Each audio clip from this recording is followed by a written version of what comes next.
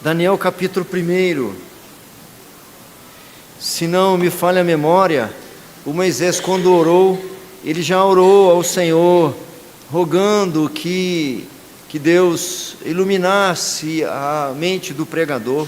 Se não me falha a memória, na sua oração também o presbítero Enio orou também pedindo para esse momento. Então nós já iremos direto para o sermão. E na oração final, para eu já não esquecer, já para eu avisar, a Maria Alice nos dirigirá na oração final, certo? Nosso tema, que tem caminhado conosco aí no capítulo 1, firmeza de fé em meio à hostilidade do mundo. Não vou ler o capítulo 1 agora, nós já o fizemos algumas vezes. Não quer dizer que nós não leremos o texto, só que nós leremos para e passo. À medida que formos caminhando na exposição, a gente vai lendo o trecho referente àquele ponto. Nós já vimos nos 2 versículos primeiros, no 1 e no 2, que a hostilidade do mundo pode advir do pecado. Versículo 1 e versículo 2 narram que o povo do Senhor daqueles dias, a nação de Judá, fora entregue nas mãos de Nabucodonosor. Temos esta exposição desses 2 versículos lá no canal da igreja. Vamos para o segundo argumento. Assim como a hostilidade do mundo pode advir do pecado, entendemos, é claro, que eles estão vivendo tempos hostis. Eles estão sendo levados para o cativeiro. Eu vou mencionar isso um pouco mais à frente, ou reiterarei isso mais à frente um pouco. Aprendemos também no texto que a mesma hostilidade do mundo pode proporcionar grandes provas. Já vimos que fora a desobediência desse povo, a idolatria desse povo que fez com que eles passassem o que estão passando. Não dava para transferir responsabilidades, não dava para achar culpados externos pelo que eles estavam passando. Já vimos isso. E a mesma hostilidade que eles eram, de certa forma, responsáveis por elas, nós descobrimos que elas podem também proporcionar grandes provas. Eu me reduzirei aqui aos versículos de 3 a 7. Leiamos. Disse o rei Aspenaz, chefe dos seus eunucos, que trouxesse alguns dos filhos de Israel, tanto da linhagem real como dos nobres. O 4.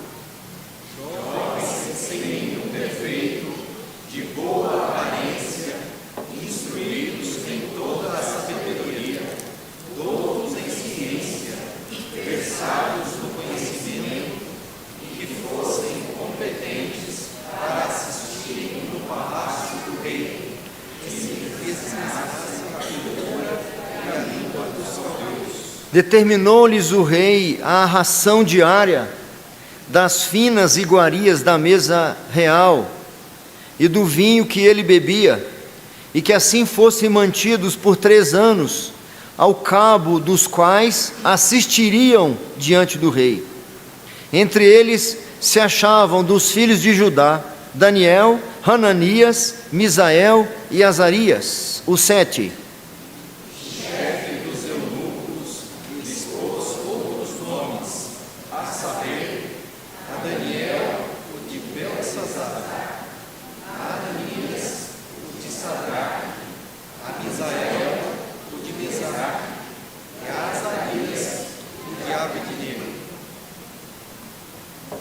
Nabucodonosor, o rei da Babilônia, que invade a nação de Judá, que adentra em Jerusalém, que toma os objetos consagrados e preciosos do tesouro do templo, leva também, numa primeira leva, esses jovens. Nabucodonosor mostra-se diferente de reis dominadores que lhe antecederam, como, por exemplo, as dinastias do Império Egípcio. O Império Egípcio exercia domínio sobre os seus conquistados de uma maneira muito diferente, mas era a usual naquela ocasião. Israel manteve-se sobre o jugo da escravidão e do domínio egípcio por 400 anos, 430 anos. A prova imposta aqui por Nabucodonosor, o domínio que ele exerce é bem diferente. Ele instruiu a Aspenaz, chefe ou oficial, um oficial-chefe do serviço público, um oficial de alta patente, era chefe dos eunucos, a tomar os melhores da juventude de Judá e colocá-los em lugares de responsabilidade, ao invés de levar cativos para o calabouço, ao invés de escravizá-los como o Egito fez, ele pega cativos e insere no serviço real, na sua crescente e poderosa administração. Eles deveriam andar nos corredores do palácio, andar em meio ao poder. Aspenaz deveria achar os possíveis candidatos aptos e apropriados para entrar na realeza, viver no meio da realeza. O domínio sobre o povo de Israel lá no Egito é muito conhecido por todos nós. Os egípcios oprimiam o povo para mantê-los no cativeiro. Eles os oprimiam, os reis que se sucederam os oprimiam, porque assim era uma maneira de mantê-los ali sob domínio. Babilônia inaugura um aguilhão bem mais sutil.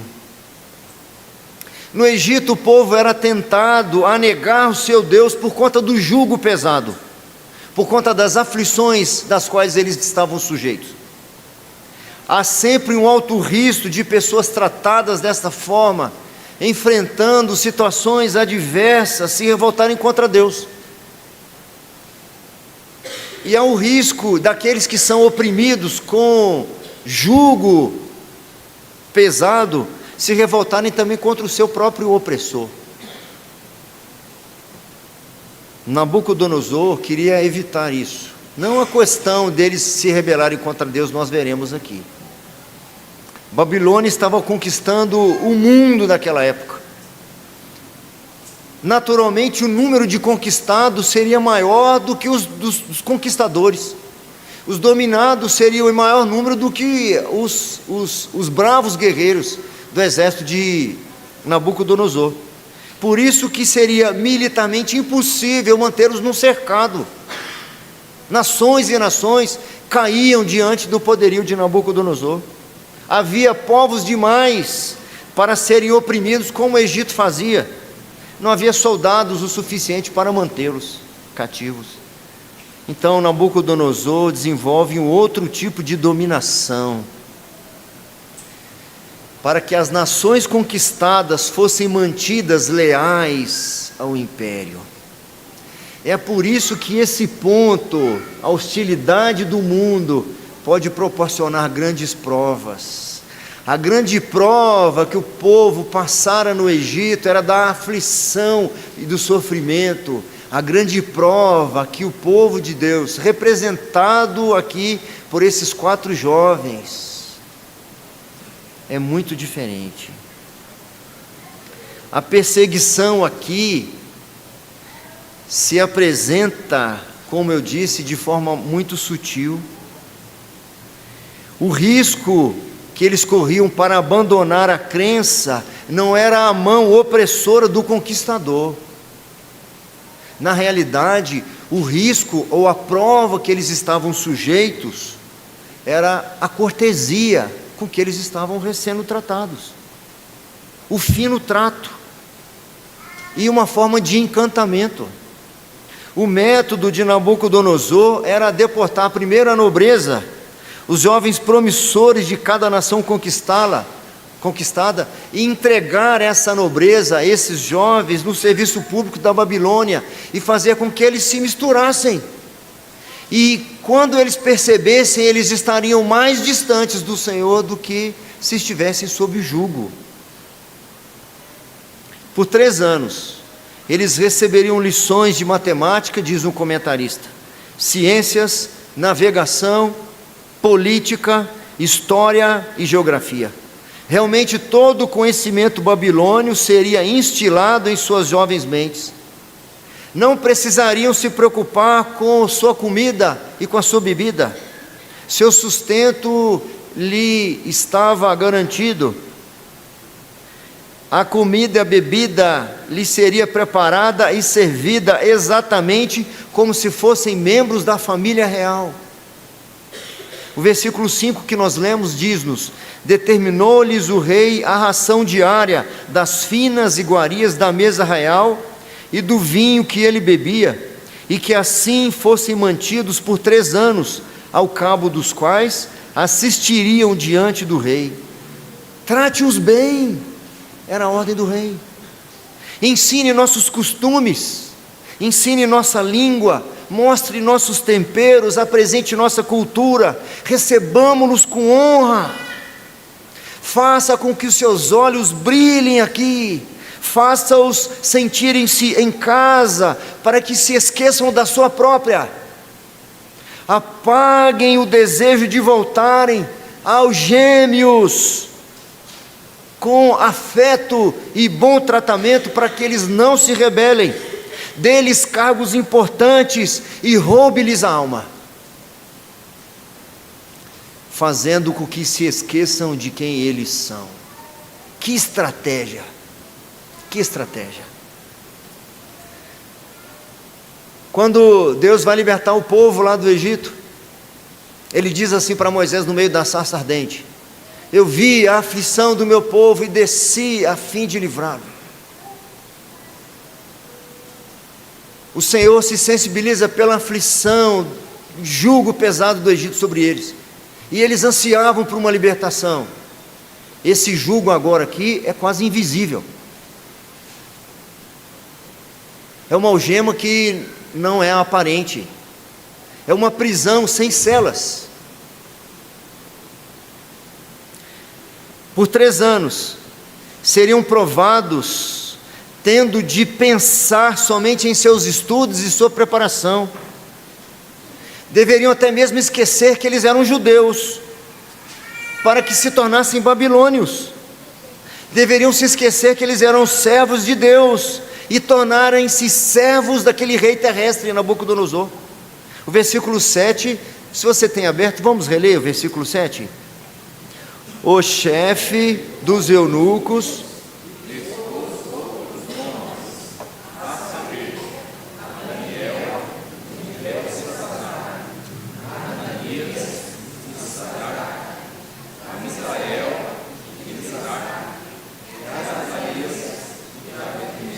era parte da política babilônia mudar os nomes de todos aqueles selecionados para a reeducação, todos aqueles que estavam em treinamento especial. Daniel, que significa Deus é meu juiz, foi chamado de Beltesazar, que significa guarda dos segredos ocultos de Bel, ou Bel protege a sua vida. Ananias, que significa Javé é gracioso, recebeu o nome de Sadraque. Numa fonte que eu encontrei, está escrito: não sabemos o que significa exatamente este nome, mas contém o nome da divindade pagã Marduk. Misael, que significa quem é semelhante a Deus, passou a ser chamado de Mesaque, o nome que contém uma das antigas formas do nome da deusa Vênus. E Azarias, que significa Jeová auxilia, tornou-se Abed-nego, que significa o servo do Deus nego. Quando olhamos para os nomes originais, eles compunham em si partículas do nome do próprio Deus.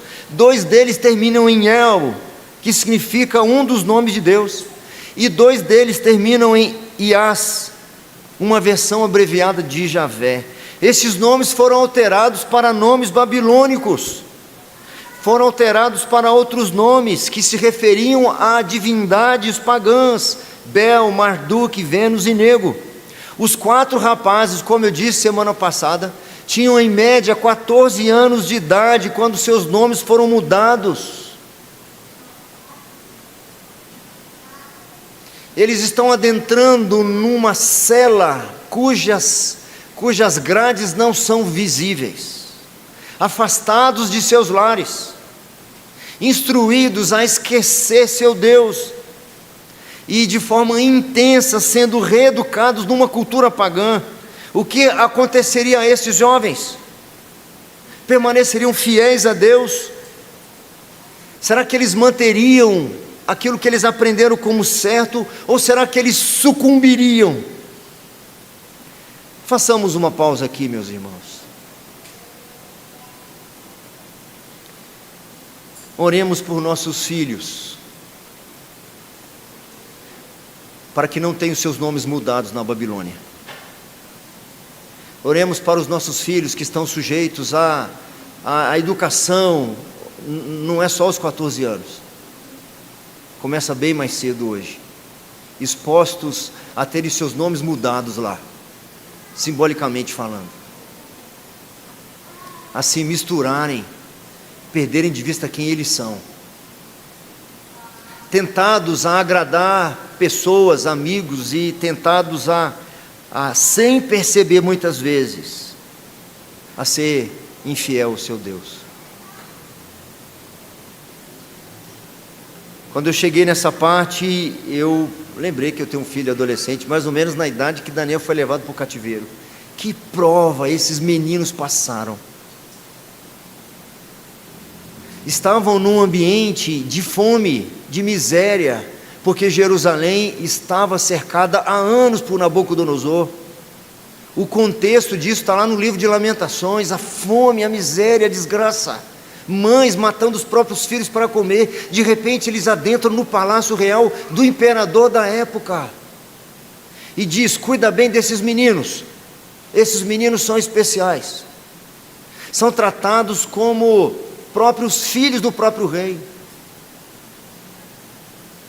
Nós vamos fazer uma coisinha aqui, mas não se importa não, tá bom? Daniel, você agora vai chamar Beltesazar. Eu não vou comprar briga, eu não vou criar casa. Vamos fechar nossos olhos e vamos orar. Senhor, tenhas misericórdia da presente geração e das próximas gerações dos nossos filhos. Nós acabamos aqui de receber bebezinhos cujos pais demonstraram o interesse, o desejo e o compromisso de que eles sirvam ao Senhor e cresçam nos teus caminhos. Outros tantos já foram consagrados dessa forma, mas estão vivendo num mundo hostil que lhes provará o fundo da alma, lhes enganará, lhes serão apresentados engodos atrativos, que podem corromper seus corações, fazê-los tropeçar e se afastar do Senhor. Nós te imploramos, Senhor, mais do que aqueles benefícios todos que carecemos, mais do que as necessidades todas que temos, do pão de cada dia e outras coisas, nós te imploramos: protege os nossos filhos, Senhor. Mantenha-os fiéis ao Senhor, firmes nos teus caminhos, ampare-os, protege-os, livres de todo mal, em nome de Jesus. Amém, Senhor. A hostilidade do mundo pode proporcionar grandes provas. Nem sempre essa prova se dá por meio de sofrimento, porque a hostilidade aqui continuava. Eles eram cativos, mas não parecia. Estavam sem liberdade de ir e vir, mas não parecia. Estavam exilados em terra estranha, mas não parecia. Daniel ficou lá 70 anos, ele chegou lá com 14. Estavam longe da família, mas não parecia, porque aqueles que lhes estavam próximos se fizeram afetuosos com eles. mas eles corriam o risco de não perceber nada disso. Terceiro, a hostilidade do mundo que pode advir do pecado. Essa mesma hostilidade do mundo pode proporcionar grandes provas. E o número 3, a hostilidade do mundo pode proporcionar fidelidade. Parece incoerente. Como o mal pode se reverter em bem? Não é nenhuma incoerência, porque esta hostilidade era proporcionada pelo Senhor.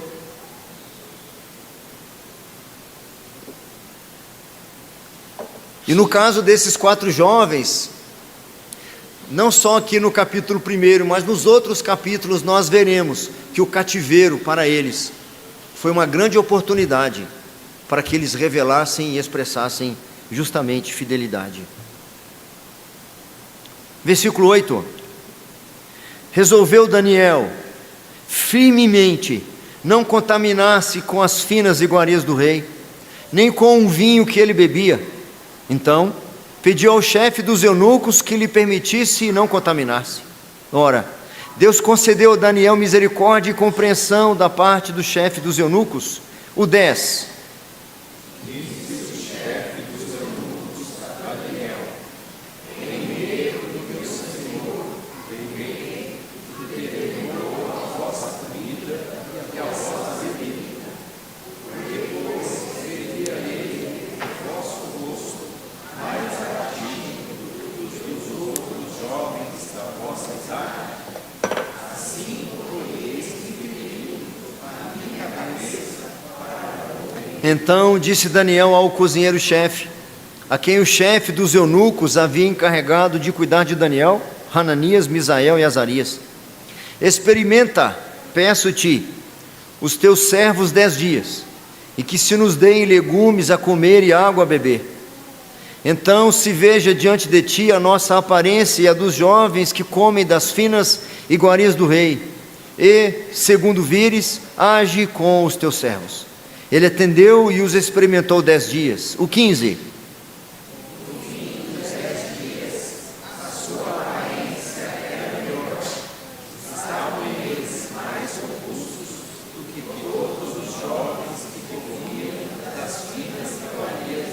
com isto, o cozinheiro-chefe tirou deles as finas iguarias e o vinho que deviam beber e lhes dava legumes. Relembremos aqui o porquê a nação de Judá está sendo assolada. A nação inteira se encontrava em baixíssimo nível espiritual e moral. E dentre todos os seus pecados, o maior deles era a idolatria. O exílio era um castigo justamente porque eles adoravam falsos deuses. Havia judeus, havia homens do povo de Deus sacrificando seus filhos a divindades pagãs. O exílio então foi um castigo por conta de todos os pecados da nação, mas principalmente por esse, a idolatria. O povo deveria permanecer na Babilônia até que a idolatria fosse abandonada para sempre, uma lição fosse aprendida. E é interessante, quando nós lemos os textos depois do exílio, nunca mais se nomeou em Israel idolatria. Entre os erros cometidos pelos judeus no período pós-exílico, não inclui idolatria. Jesus é duro com os fariseus por causa da hipocrisia, não por causa da idolatria.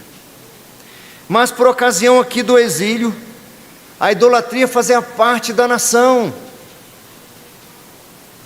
E era justamente a idolatria que distinguia a nação de um modo geral do remanescente fiel.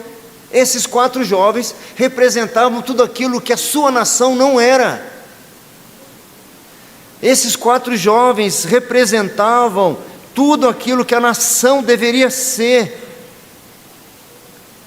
E é por isso que eles se demonstram tão inflexíveis na sua recusa. Eles não estão recusando a comida, eles estão recusando a idolatria. Imaginemos então esses 4 jovens iniciando sua reeducação. Eles são informados de que, ao invés de prepararem sua própria comida, ou alguém do seu povo que foi levado preparar sua própria comida, eles seriam alimentados na mesa real. A razão deles recusarem a comida Não foi por nenhuma lei alimentar. Moisés, quando revela as restrições do que eles deveriam comer, não inclui, por exemplo, o vinho. Por que eles recusariam o vinho? Não era proibido em Israel. A razão dessa recusa foi que a comida da mesa do rei era oferecida a ídolos antes de ser posta à mesa. Cada refeição no palácio da Babilônia era consagrada a alguma divindade pagã. Se iniciava com um ato de adoração pagã antes da refeição. Aqueles jovens estavam em grande prova, mas eles mostraram-se diligentes, firmes, mais do que muitos cristãos maduros que nem sequer agradecem o alimento recebido da parte do Senhor. Lá na Babilônia, nada se comia, nada se bebia, antes que fosse dedicado a certos deuses pagãos. E considerava-se que todos aqueles que comiam daquela comida concordavam, aceitavam ou até participavam dessa consagração como atitude de ação de graças.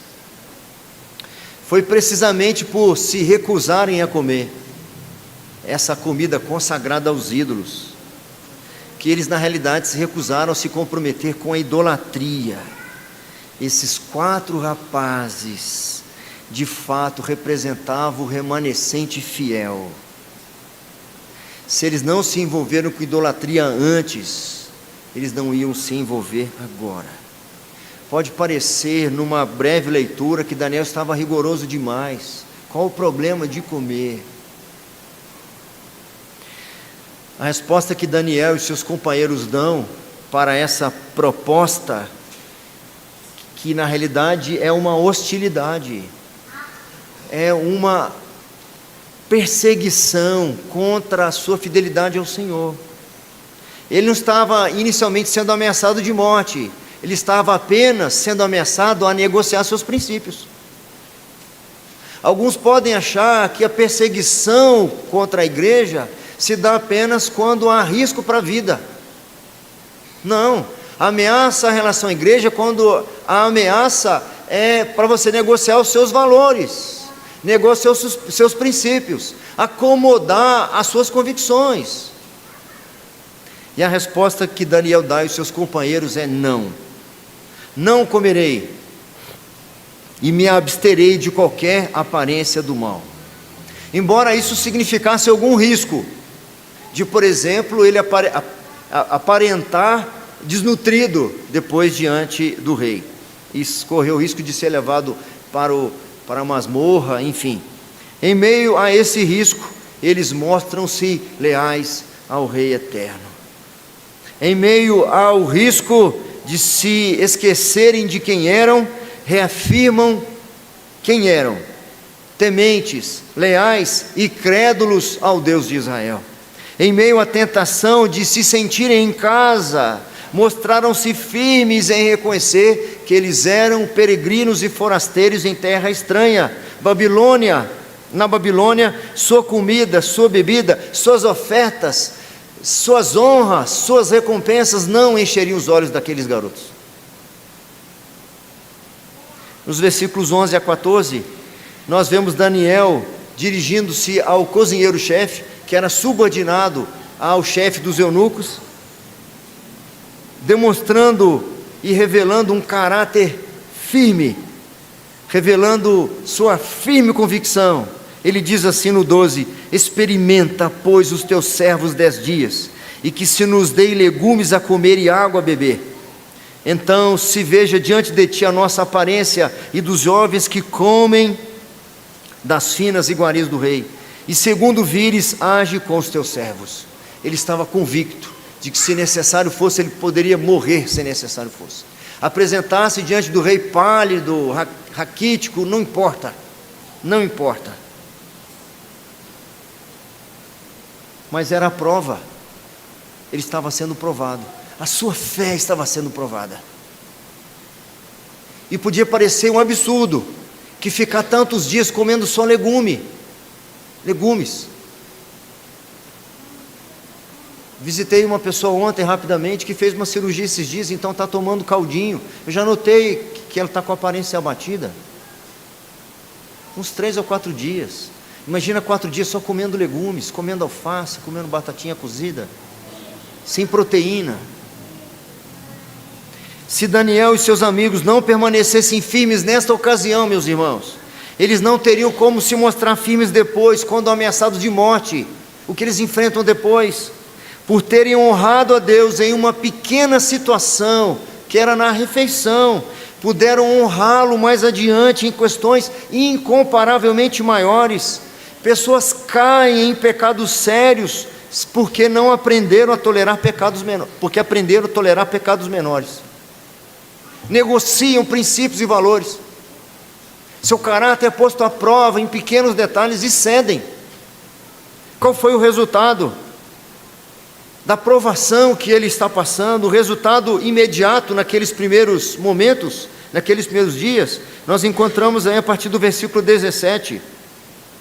Ora, a estes 4 jovens, Deus deu o conhecimento e a inteligência em toda a cultura e sabedoria, mas a Daniel deu inteligência de todas as visões e sonhos. 18, vamos juntos?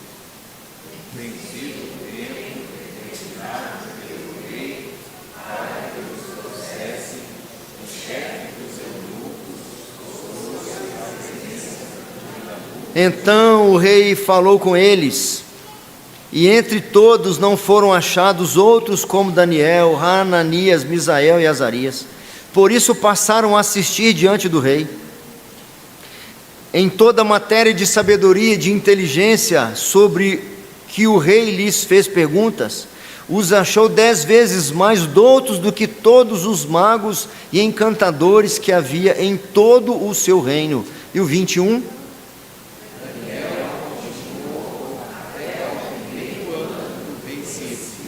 Os jovens colocaram Deus acima de todas as outras considerações.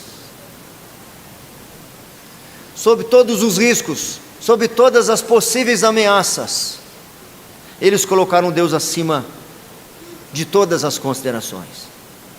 Por sua vez, Deus os honrou, e não importava a honra da Babilônia, não importava o reconhecimento do rei Nabucodonosor. Deus os honrou e despertou em suas vidas dons que nem imaginavam poder possuir. Esse trecho que nós lemos aconteceu depois dos 3 anos que eles estavam lá. Aí então vem o exame final, a prova final. Aqueles estudantes foram apresentados diante do rei, que pessoalmente os examina a cada um deles. E qual foi a avaliação? Qual foi o resultado? Eram não só melhores do que os demais estudantes que estavam com eles, eles eram melhores com aqueles que já estavam formados, os sábios, os encantadores, os doutos, não só próximos a eles, mas de todo o império da Babilônia, mais cultos que todos os já graduados, que ocupavam então posição de relevância no império, 10 vezes mais sábios. Cada um foi colocado em alto cargo, onde poderiam usar sua influência para a glória de Deus. O Senhor poderia confiar-lhes então agora tal posição, pois haviam demonstrado que diante de qualquer circunstância, da hostilidade que o mundo eles estavam experimentando,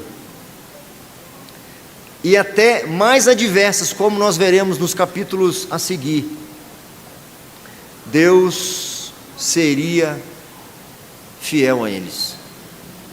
Daniel permaneceu na Babilônia 70 anos, e como eu disse no primeiro sermão, há 2 ou 3 semanas atrás, não me tenho certeza, há registro nas escrituras dos escorregões de Abraão, de Isaac e de Jacó, de Davi, de Salomão, de Jacó, mas não há em todo o livro do profeta Daniel nenhum registro de um escorregão seu. Mostra-se como um instrumento em que Deus separou para fazer o seguinte destaque, aquele do nosso tema: firmeza de fé, ou fidelidade, em meio a quaisquer circunstâncias, em meio à hostilidade do mundo. Que o Senhor levante entre nós, nossos filhos, que o Senhor levante uma geração aqui entre nós, fiéis a toda a prova, cujo caráter esteja firmado no Senhor. Alguns dos nossos filhos já estão longe, alguns estão se preparando, alguns estão estudando fora. O temor de ir para uma faculdade, o temor de ir para o mercado de trabalho. Hoje em dia o temor é de matricular já no maternal, no berçário, na escola. Que o Senhor nos dê graça e que levante aqui uma geração de garotos e garotas como Daniel, como Misael, como Ananias. Que Deus nos abençoe.